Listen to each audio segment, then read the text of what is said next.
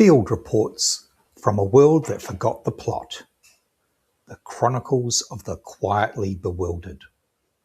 June 2026. June saw me follow through on a couple of things I'd promised myself. I picked up Book 2 of Whiskey Lima Golf Series, A Long Sleeping Beast, and finally began the rewrite. There's something satisfying about returning to a world you built years ago, dusting it off, and finding that not only does it still have a pulse, but actually kicks ass. The characters have clearly been living their own lives while I've been away.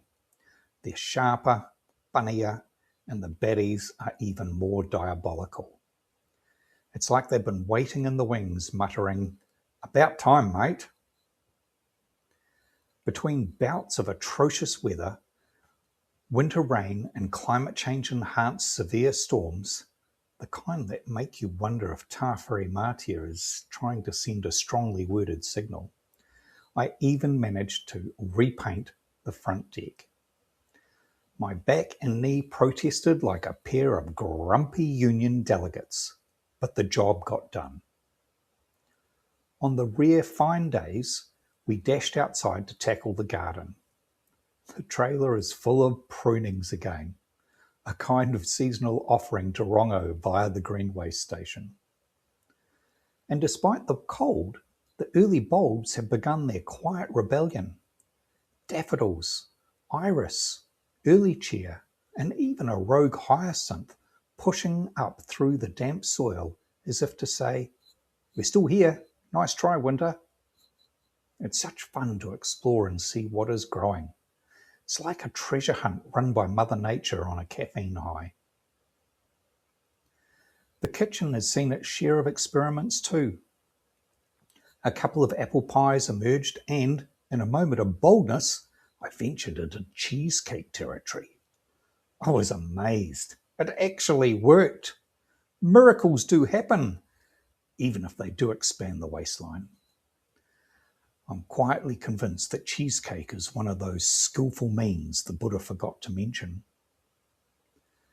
Inside the house, I swapped out some of our old door handles for the Crown Lynn ones Virginia has been collecting for years. There's something lovely about giving those old pieces a new life. They look right at home, like they've been waiting patiently for their moment to shine.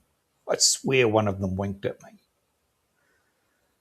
We also wandered up the valley to a little church at Rikiorangi, where a handful of volunteers were tending the gardens.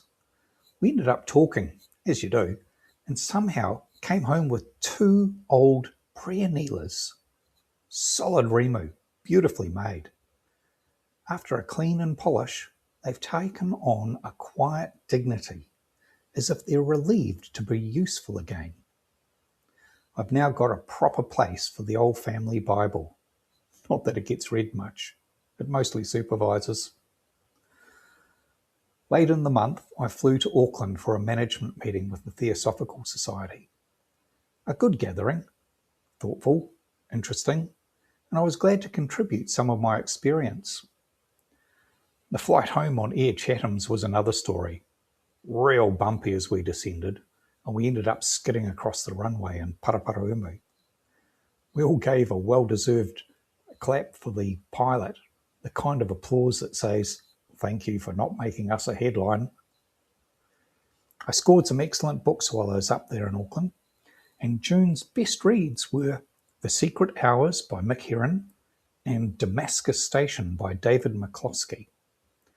Sharp, clever, and exactly the kind of fiction that reminds me why I write. Nothing like reading brilliant authors to simultaneously inspire you and make you mutter, "Damn, that was good." So that was June. The usual meteorological nonsense, a respectable amount of work, a handful of wins, nothing to frighten the neighbours with, some excellent books, and the quiet contentment of making things.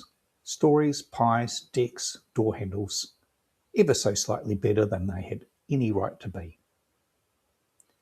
And remember, To paraphrase Sergeant Phil from Hill Street Blues, take it easy out there.